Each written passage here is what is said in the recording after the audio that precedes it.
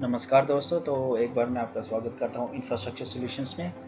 तो जैसे कि हमने लेक्चर में जाना मिरर कमांड के बारे में, चाम्फर, फिलेट, स्ट्रेच और स्केल कमांड में। तो उसी टॉपिक को आगे हम कंटिन्यू करेंगे इसी लेक्चर में और हम कुछ मल्टीपल कमांड्स के बारे में जानेंगे, जैसे कि एक्सपोर्ट कमांड और offset command, lengthen command, align command, break and join command, overkill command और कुछ सिलेक्शन मेथड के बारे में। चलिए स्टार्ट करते हैं। तो सबसे पहले मैं आपको यहाँ पे ऑफसेट कमांड के बारे में बता देता हूँ, जो कि 90% यूज़ होती है रैंडमली जब हम ड्राइंग्स करते हैं। तो उसका यूज़ क्या है एक्चुअली मैं आपको बताता हूँ। जैसे मैं एक लाइन ड्रा कर लेता हूँ यहाँ पे, तो यहाँ पे मैं ऑफसेट कमांड चूज़ करूँगा। तो उसके लिए मैं यहाँ पे शॉर्टकट यूज़ करूँगा ओ, तो ओ से ऑफसेट। तो यहाँ से मैं ओ क्लिक करता हूँ, तो यहाँ से मेरी ऑफसेट कमांड एंटर हो चुकी है। तो यहाँ पे जैसे मैं ऑफसेट कमांड को यहाँ पे करता हूँ, तो मेरे पास यहाँ पे 3 ऑप्शंस आते हैं। सबसे पहले थ्रो, इरेज और लेयर। तो ये थ्रो क्या मीनिंग है, इरेज और लेयर आप जानते हैं अच्छे से कि जनरली जो कमांड मैंने पीछे आपको बताया, इरेजिंग में क्या होता है कि डिलीशन होती है और लेयर में क्या होता है आप अच्छे से जानते हैं। तो यहाँ पे मैं आपको बता देता हूँ यहाँ पे थ्रो कमांड का क्या यूज़ है। तो उससे पहले मैं आपको एक जर्नल ऑफसेट कमांड को जब हम यूज़ करते हैं तो उसको कैसे करते हैं। तो यहाँ पे जैसे मैंने ऑफसेट कमांड को ऑन किया, तो यहाँ पे आता है स्पेसिफाई द ऑफसेट डिस्टेंस। तो मैं यहाँ पे अगर ऑफसेट डिस्टेंस 2 यूनिट सेट कर देता हूँ, तो जब मेरी कॉपी रेडी होगी, जैसे मैं ऑब्जेक्ट को सिलेक्ट करता हूँ, तो अब मैं डायरेक्शन दूंगा या तो अपवर्ड या तो डाउनवर्ड। तो यहाँ पे क्या होगा, जैसे मैं इसको अपवर्ड सेलेक्ट करता हूँ, तो जो मेरा डिस्टेंस होगा जिस पे मेरी कॉपी रेडी हो रही है, तो मेरा वो 2 यूनिट्स का होगा। तो यहाँ पे मैं क्लिक कर देता हूँ, अब जो है वो मेरा ऑफसेट रेडी हो चुका। वैसे सेलेक्ट ऑब्जेक्ट, देन 2, फिर सेलेक्ट ऑब्जेक्ट्स, देन 2। तो अब आप देख रहे हो कि पहले मुझे सिलेक्ट ऑब्जेक्ट करना पड़ रहा है, देन ऑफसेट रेडी करना पड़ रहा है। तो यहाँ पे मैं एक चीज़ कर सकता हूँ, मैं यहाँ पे इसको डिलीट कर देता हूँ। तो यहाँ पे मैं ऑफसेट कमांड ऑन करता हूँ और यहाँ से थ्रो को ऑन कर लेता हूँ। तो यहाँ पे थ्रो कमांड को मैंने ऑन करके सेलेक्ट ऑब्जेक्ट करता हूँ, तो मैं यहाँ पे मल्टीपल, और यहाँ पे मैं मल्टीपल कमांड्स को यहाँ से थ्रो से इसको कहीं भी रैंडम डिस्टेंस पे भी यहाँ पे यूज़ कर सकता हूँ। तो इस तरह से मैं ऑफसेट कमांड को एक मल्टीपल कॉपीज रेडी कर सकता हूँ। तो मैं आपको एक दोबारा यहाँ पे बता देता हूँ। यहाँ से मैं ऑफसेट डिस्टेंस यहाँ पे जैसे कि मेरे जो थ्रो हुआ वो मैंने इसको ऑन कर दिया यहाँ पे, और यहाँ पे सेलेक्ट ऑब्जेक्ट्स, यहाँ पे मैं कोई भी एक रैंडम डिस्टेंस पे जाके एक ऑफसेट रेडी कर सकते हो। यानी कि आपको रैंडम अगर ऑफसेट चाहिए तो आप थ्रो कमांड का यूज़ भी कर सकते हैं कुछ इस तरह से। बट अगर आपको यहाँ पे मल्टीपल ऑफसेट रेडी करने हैं, तो आप यहाँ पे मल्टीपल कमांड यूज़ कर लेंगे और आप एक रैंडम ऑफसेट बना सकते हैं यहाँ से कुछ इस तरह से। तो ये था मेरी ऑफसेट कमांड का यहाँ पे यूज़। तो एक यहाँ पे मैं आपको छोटी सी एग्जांपल और दे देता हूँ। जैसे मैं यहाँ पे एक रेक्टेंगल ड्रॉ करता हूँ जो कि ऐसे पॉलीलाइन होगा, और यहाँ से मैं ऑफसेट चूज़ करता हूँ और डिस्टेंस यहाँ पे मैं सेट कर देता हूँ 1। और अगर मैं यहाँ पे रेक्टेंगल सेट करूँ, अगर मैं इनसाइड पे यहाँ पे डायरेक्शन देता हूँ, तो ये इनर साइड मेरा 1 यूनिट पे EQ डिस्टेंस पे ये मेरा ऑफसेट रेडी हो जाएगा। अगर मैं यहाँ पे बाहर की तरफ जाता हूँ, तो ये मेरा बाहर ऑफसेट रेडी हो जाएगा। तो इस तरह से मैं ऑफसेट रेडी कर सकता हूँ। यहाँ पर डिलीट करता हूँ यहाँ पे इसको। तो चलते हैं अब हमारी नेक्स्ट कमांड की तरफ। तो मैं यहाँ पे क्या करता हूँ, एक लाइन ड्रॉ कर लेता हूँ।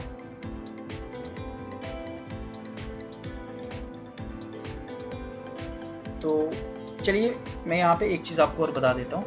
जैसे कि आप यहाँ पे देख रहे होंगे, मैं दोबारा से ऑफसेट कमांड की तरफ जा रहा हूँ। तो यहाँ पे मैं ड्राइंग रेडी करता हूँ।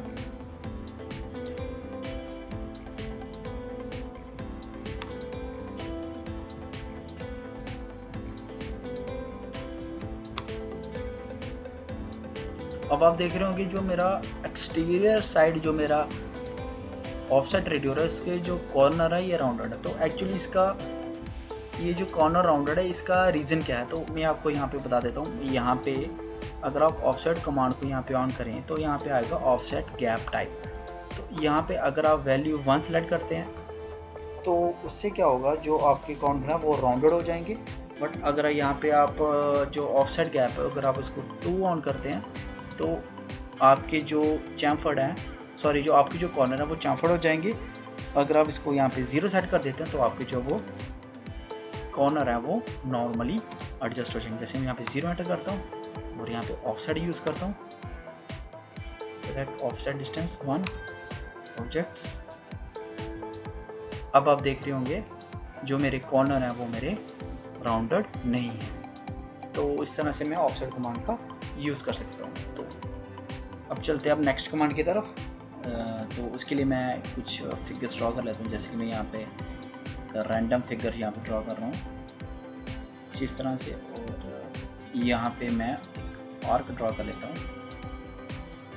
तो नेक्स्ट कमांड बारे हम जानने के लिए मैं आपको बता दूँ, नेक्स्ट कमांड हमारी होगी अलाइन कमांड। तो अलाइन कमांड का यूज़ आता है जैसे कि आप डोर्स या विंडोज़ आप एडजस्ट कर रहे हैं तो वहाँ पे अलाइन कमांड का बहुत ज़्यादा यूज़ होता है, क्योंकि हमारा जो गैप होता है मे बी मैं ये मान लेता हूँ कि वो हमारा 5 फीट का है, बट जो आप ऑब्जेक्टिव आप इस बीच में सेटल कर रहे हैं वो उसकी जो विड्थ है वो वेरी कर जाती है। तो आपको एक एग्जैक्ट विड्थ वहाँ पे बनानी पड़ती है। बट मैं आपको ये बता दूँ, आप अलाइन कमांड का यूज़ करें वहाँ पे, क्योंकि कोई भी साइज़ होगा विंडो का या डोर का आप आराम से वहाँ पे एडजस्ट कर सकते हैं। जैसे कि मैं यहाँ पे जो मेरा ये गैप है ये और जो मेरा यहाँ पे जो इसका डाया है आर्क का ये आपस में मैच नहीं करता, बट मैं यहाँ पे क्या करता हूँ अलाइन कमांड का यूज़ करता हूँ और ऑब्जेक्ट को यहाँ पे मैंने सेलेक्ट किया है और यहाँ पे एंटर करता हूँ और ये मेरे को कह रहा है specify the first source object. तो मैं इसको यहाँ पे क्लिक करके यहाँ पे इसका कॉर्नर यहाँ पे एडजस्ट कर दूंगा। अब ये क्या कह रहा है specify the second source object. तो मैं इसको यहाँ पे सेलेक्ट कर दूंगा और यहाँ पे मैं इसको सेलेक्ट करके यहाँ पे मैं एंटर कर सकता हूँ। यहाँ पे मैं यहाँ पे स्पेसिफाई थर्ड सोर्स पॉइंट भी यहाँ पे दे सकता हूँ। वो आपकी यहाँ पे मर्जी है कि आप इसको कैसे एडजस्ट कर सकते हैं। तो आप थर्ड सोर्स पॉइंट से आप डायरेक्शन भी सेट कर सकते हैं, जैसे कि आप इसका सेंटर क्लिक कर लीजिए और आप इसको यहाँ तो इनवर्ड या तो आउटवर्ड भी एडजस्ट कर सकते हैं। तो यहाँ पे मैं अभी के लिए डायरेक्टली एंटर करता हूँ। तो मैं यहाँ पे एंटर करता हूँ। तो अब ये मेरे को कह रहा है scale objects based on alignment points. Yes, मैं यहाँ पे स्केलिंग करना चाहता हूँ क्योंकि मैं यहाँ पे ऑटो फिक्सेशन चाहता हूँ। मैं ये नहीं चाहता कि जो मैंने आर्क ड्रॉ किया है वो ओरिजिनल शेप में ही रहे, क्योंकि उससे क्या होगा मेरी फिक्सेशन नहीं हो पाएगी। तो मैं यहाँ पे यस क्लिक करूँगा और अब आप देखेंगे जो मेरी आर्क है वो एक बेस्ट तरीके से यहाँ पे मेरी फिक्स हो चुकी है यहाँ पे 2 पॉइंट्स के बीच में। तो इस तरह से मैं अलाइन कमांड का यूज़ कर सकता हूँ। जो कि मेरी नेक्स्ट कमांड है वो होगी मेरी लेंथन कमांड। तो लेंथन कमांड के लिए मैं क्या करता हूँ, एक लाइन ड्रा कर लेता हूँ पहले।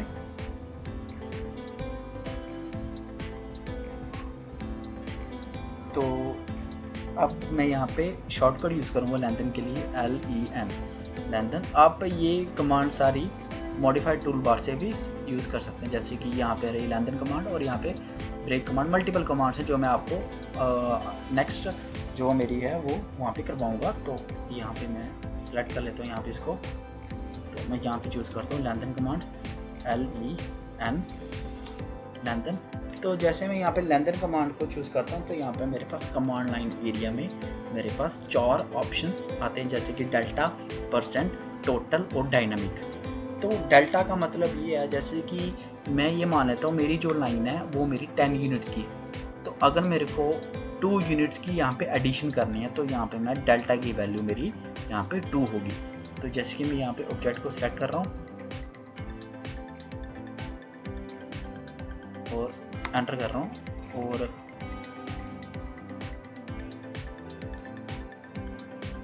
यहाँ पे मैं अपनी लाइन को रैंडमली बढ़ा सकता हूँ। तो जनरली ये एक डायनामिक मोड मेरा ऑन है बाय डिफ़ॉल्ट, बट जैसे कि मैंने आपको बोला बाय डेल्टा मेथड, तो यहाँ से मैं लेंथन कमांड चूज़ करता हूँ और यहाँ पे डेल्टा दे देता हूँ, यानी कि यहाँ पे डेल्टा देता हूँ 2 यूनिट्स का, एंटर करता हूँ। और अगर मैं यहाँ पे ऑब्जेक्ट को सिलेक्ट करता हूँ तो जो मेरी लाइन है वो 2 यूनिट इंक्रीज हुई। तो जैसे जैसे मैं यहाँ पे क्लिक करता जाऊँगा मेरी जो लेंथ है वो बढ़ती जा रही है। तो ये थी लेंथन कमांड। तो चलिए 1-2 पॉइंट यहाँ पे मैं आपको और बता देता हूँ। जैसे मैं यहाँ पे कमांड यूज़ कर रहा हूँ लेंथन। जैसे कि आपने डेल्टा के लिए अभी समझा, तो नेक्स्ट मैं बता रहा हूँ आपको, जो मेरे पास नेक्स्ट पॉइंट है वो है परसेंट कमांड। तो यहाँ पे मैं परसेंट पे जब मैं क्लिक करता हूँ तो ये मेरे को कह रहा है एंटर द परसेंटेज लेंथ। मतलब कि अगर मेरी लाइन की लेंथ में मान लेता हूँ मेरी 100 यूनिट्स है, तो अगर मैं यहाँ पे एंटर करता हूँ 50, तो जो मेरी लाइन की लेंथ है वो मेरी 50 यूनिट्स हो जाएगी। यानी कि ये मेरी जो लाइन है उसकी जो परसेंटेज है उसके हिसाब से ये अपने आप को एडजस्ट करता है। यानी कि अगर आप यहाँ पे 50 डालेंगे तो इसका मतलब ये नहीं है कि ये 50% इंक्रीज करेगा, ये टोटल 50% लेंथ को वहाँ पे एडजस्ट कर देगा। तो जैसे कि मैं यहाँ पे 80 करता हूँ, तो ये आप देखेंगे एंटर करूँगा और मेरी जो 80% लेंथ की रिडक्शन हो जाएगी। अगेन जितनी बार मैं एंटर करूँगा ये उतनी बार की मेरी रिडक्शन होती जाएगी। तो ये था परसेंटेज का। तो वैसे ही अगर मैं यहाँ पे लेंथ में जाता हूँ और यहाँ पे मैं टोटल पे क्लिक करता हूँ, तो यहाँ पे टोटल का जो मेरा मतलब होगा वो ये होगा कि जो मेरी लाइन की लेंथ है टोटल वो कितने यूनिट्स रखनी है। तो मैं यहाँ पे अगर सेट करता हूँ मैं अपनी 5 और एंटर करता हूँ, यहाँ पे क्लिक करता हूँ, तो मेरी जो लाइन की जो लेंथ है वो मेरी 5 यूनिट्स रह जाएगी। ठीक है, अगर ये मेरी 2 यूनिट्स है तो ये 5 यूनिट्स हो जाएगी, अगर मेरी 50 यूनिट्स है तो ये 5 यूनिट्स आ जाएगी, यानी कि 45 यूनिट्स की रिडक्शन मेरे को यहाँ पे देखने को मिलेगी। वैसे जो मेरा लास्ट ऑप्शन था वो था डायनेमिक, जो कि आप इसको रैंडमली आप किसी भी इसको कितनी भी मैग्नीट्यूड में आप इसको एडजस्ट कर सकते हैं। तो चलते हैं नेक्स्ट कमांड की तरफ। तो मैं एक यहाँ पे लाइन ड्रॉ कर लेता हूँ, वो लाइन चूज करता हूँ यहाँ से मैं, और नेक्स्ट कमांड होगी मेरी ब्रेक कमांड। तो अगर मैं यहाँ पे मॉडिफाई टूल बार में जाता हूँ तो यहाँ पे मेरे पास एक आती है ब्रेक कमांड और एक मेरे पास आती है ब्रेक एट पॉइंट कमांड। तो ये दोनों कमांडों का क्या रोल है वो हम जानते हैं। तो अगर आप यहाँ पे फोकस करें ब्रेक कमांड की तरफ तो आपको यहाँ पे एक गैप नज़र आ रहा होगा, और अगर आप यहाँ पे ब्रेक पॉइंट पे जाते हैं तो आपको गैप नहीं बस एक पॉइंट नज़र आ रहा होगा। तो इसका क्या मतलब है हम देखते हैं। तो सबसे पहले मैं ब्रेक कमांड की तरफ जाता हूँ। तो जैसे मैं ब्रेक कमांड को क्लिक करता हूँ ये मेरे को बोलता है सेलेक्ट ऑब्जेक्ट्स, तो मैं ऑब्जेक्ट को सिलेक्ट कर लेता हूँ और अब ये मेरे को कह रहा है select the first break point. तो यहाँ पे मैं फर्स्ट ब्रेक पॉइंट सेलेक्ट किया, तो यहाँ पे मैं कह रहा है सेकंड ब्रेक पॉइंट, यहाँ पे मैं क्लिक कर देता हूँ। तो अब आप देख रहे हो कि जो मैंने 2 पॉइंट यहाँ पे सेलेक्ट किए हैं ब्रेक पॉइंट, उनके बीच में मेरे को एक गैप नज़र आ गया। तो अगर आप अपनी ड्राइंग्स में किसी 2 पॉइंट के बीच में गैप लाना चाहते हैं तो आप ब्रेक कमांड का यूज़ कर सकते हैं। बट जो इसके साथ में जो मेरी नेक्स्ट कमांड है ब्रेक एट पॉइंट कमांड, इससे क्या होगा, मैं यहाँ पे इसको सिलेक्ट करता हूँ और यहाँ पे ऑब्जेक्ट को सिलेक्ट करता हूँ और स्पेसिफाई करता हूँ अगर मैं फर्स्ट ब्रेक पॉइंट, तो यहाँ पे मैं क्लिक करता हूँ। तो क्या होगा, जो मेरे ये पॉइंट होगा यहाँ से जो मेरी लाइन है ये ब्रेक हो चुकी है। जैसे कि मैं यहाँ पे सेलेक्ट कर रहा हूँ तो ये एक अलग एज ए लाइन मेरे को दिख रहा है और ये मेरी एक अलग यहाँ पे सिलेक्शन मेरे को नज़र आ रही है। तो इस तरह से मैं लाइनों को ब्रेक कर सकता हूँ। बट अगर आप ब्रेक लाइन को ज्वाइन करना चाहते हैं तो आप ज्वाइन कमांड है यहाँ से डायरेक्ट यूज़ करें, ये फर्स्ट और ये सेकंड और एंटर, और अब आप देखेंगे जो मेरी लाइन है ये एज ए कंप्लीट लाइन मेरी सेलेक्ट हो रही है। तो इस तरह से आप ब्रेक कमांड और ब्रेक एट पॉइंट और ज्वाइन कमांड का यूज़ कर सकते हैं। तो चलते हैं अब नेक्स्ट कमांड की तरफ। तो मान लीजिए नेक्स्ट कमांड का जो मैं आपको एक चीज़ बता देता हूँ, जो नेक्स्ट कमांड है वो बहुत ज़्यादा यूज़ होती है किस कंडीशन में, अगर आपकी लाइन ओवरलैप कर चुकी है। और कभी कभी ऐसा होता है कि आपकी लाइन ओवरलैप कर चुकी है बट आपको अंदाज़ा भी नहीं होता अपनी ड्राइंग में कि ओवरलैपिंग हो चुकी है। तो हम क्या करेंगे, एक कमांड का यूज़ करेंगे जिससे क्या होगा, जितनी भी मेरी लाइंस ओवरलैप्ड हो चुकी है ना अपनी ड्राइंग्स में, वो सब की सब एक सिंगल लाइन में मेरी कन्वर्ट हो जाएंगी, या फिर आप ये कह सकते हैं जो मेरी ओवरलैप्ड लाइन है वो मेरी डिलीट हो जाएंगी या मर्ज हो जाएंगी। तो चलिए मैं आपको बता देता हूँ उसके लिए क्या करना है। अब मैं लाइन ड्रॉ कर लेता हूँ और यहाँ पे एक लाइन और ड्रॉ कर देता हूँ मैं यहाँ पे, जो कि इसको ओवरलैप कर रही है। तो ये जो मेरे पास लाइन है ये एक ओवरलैप्ड लाइन है, पर आप इसका अंदाज़ा नहीं लगा सकते जनरली। वेरी फोकस करने पर, बहुत ज़्यादा फोकस करने पर आप इस पर इसका अंदाज़ा लगा सकते हैं। तो मैं यहाँ पे OV कमांड यूज़ करूँगा ओवरकिल के लिए, जो कि ये जो मेरी डुप्लीकेट लाइन है या फिर जो मेरी जो मर्ज लाइन है, इनको मैं यहाँ पे किल कर सकता हूँ। तो मैं यहाँ से ओवरकिल कमांड यूज़ करता हूँ और मैं ऑब्जेक्ट को सिलेक्ट करता हूँ और देन मैं यहाँ पे एंटर की करता हूँ। और अब ये मेरे को कुछ एक डायलॉग बॉक्स आ गया और यहाँ पे मेरे को एक मल्टीपल ऑप्शन चूज़ करने को कह रहा है। तो मैं अभी के लिए यहाँ पे बाय डिफ़ॉल्ट रहने देता हूँ और ओके करता हूँ। तो अभी के लिए क्या होगा, जो मेरी डुप्लीकेट लाइन है जो मैंने एक यहाँ पे इसके ऊपर ओवरलैप करवाया था, वो मेरी डिलीट हो चुकी है। तो उसको मैं यहाँ पे आपको बताता हूँ। आप देखिए यहाँ पे एक सिंगल लाइन है, बट यहाँ पर अगर मैं लाइन ड्रा करूँ, आप देख सकते हैं यहाँ पे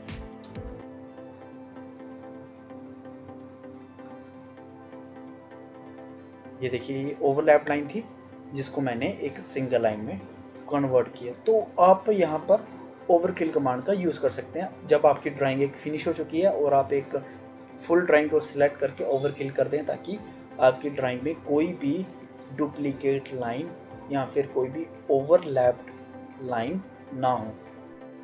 तो चलिए अब नेक्स्ट कमांड की तरफ, जो कि आज की मेरे पास लास्ट कमांड होगी। तो मैं इसको डिलीट कर देता हूँ। मान लीजिए आप एक पॉलीलाइन ड्रा करते हैं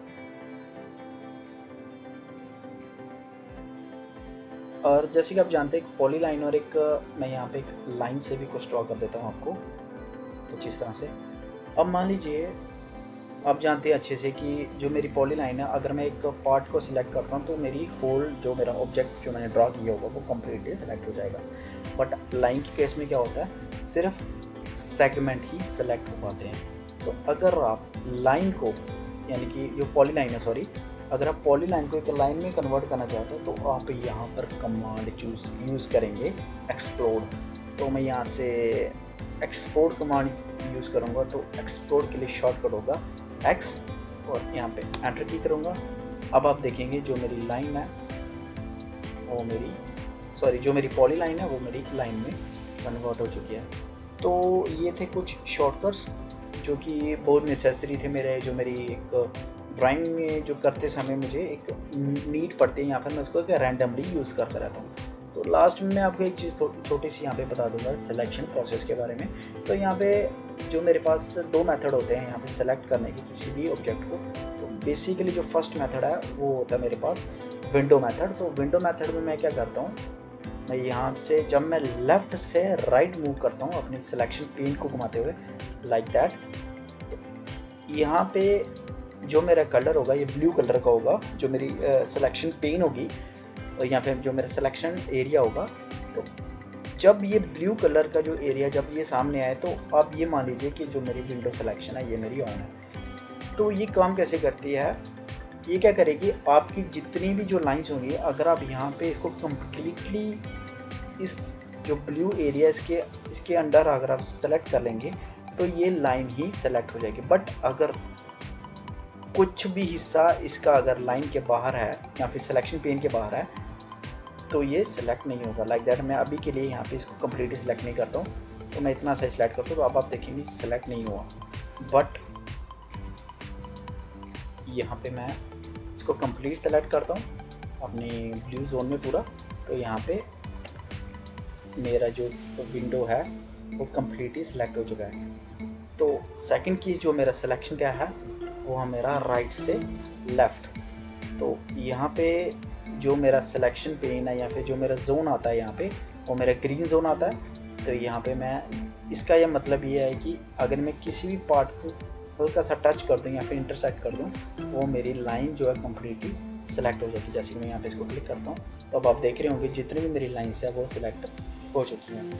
तो ये दो बेसिक डिफरेंस थे मेरे सिलेक्शन प्रोसेस में। एक था मेरा विंडो, दूसरा था क्रॉस विंडो। क्रॉस विंडो यानी कि जो मेरा राइट से लेफ़्ट, यानी कि जो ग्रीन कलर मेरे पास शो हो रहा था। तो मिलते हैं अब नेक्स्ट लेक्चर में। आज के लेक्चर में इतना ही। आई होप आपको समझ आ रहा होगा सारा का सारा। तो जल्दी ही हम AutoCAD 2D को ख़त्म कर देंगे अपने नेक्स्ट 10 to 20 लेक्चर्स में। तो थैंक यू वेरी मच, मिलते हैं नेक्स्ट लेक्चर में।